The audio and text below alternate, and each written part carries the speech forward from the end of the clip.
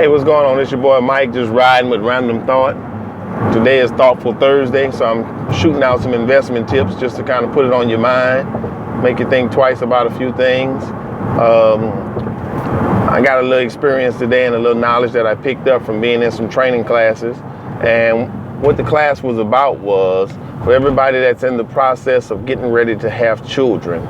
If you're already in your own house and you're stable at that point, from the time you know you're going to have your child within the first year or 3 years of that child life, try to physically put yourself in position that you can purchase a house as a rental property for that child. And the reason for doing that is, let's just say you bought a $100,000 house and you had to put 10% or 20% down. After putting 10 or 20% down on that property, and you rented it out, the goal is not to so much make money from the house. The goal is to have the house to pay for itself. So just say you tied $10,000 in closing costs and the whole nine to purchase that investment property, and the house paid for itself, and you had it on a 15-year term.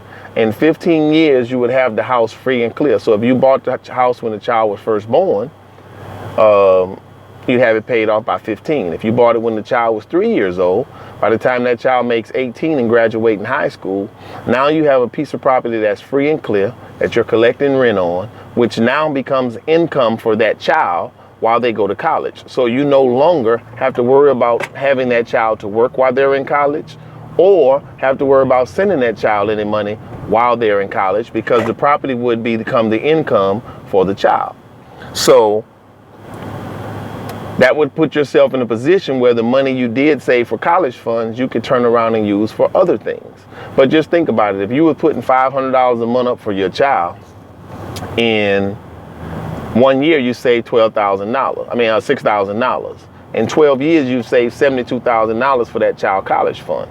But you could take that same property and just say you bought a $100,000 property, and it took you 20% down on that house to buy it as an investment property. That same property, when it's paid off, if it's worth $100,000, you could always do a cash out refi and pull $80,000 out of that property if you need it to just pay the college off up front, and the rental property would still turn around and pay the loan back off.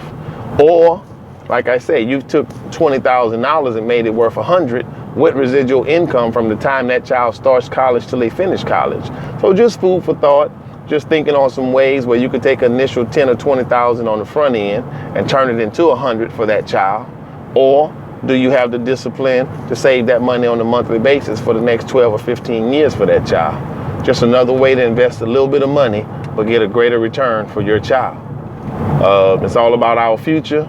I'm not the average realtor. I believe in investing in people's mind, body, hearts, and soul, and this is just another tip on growing your money to build your legacy for your child.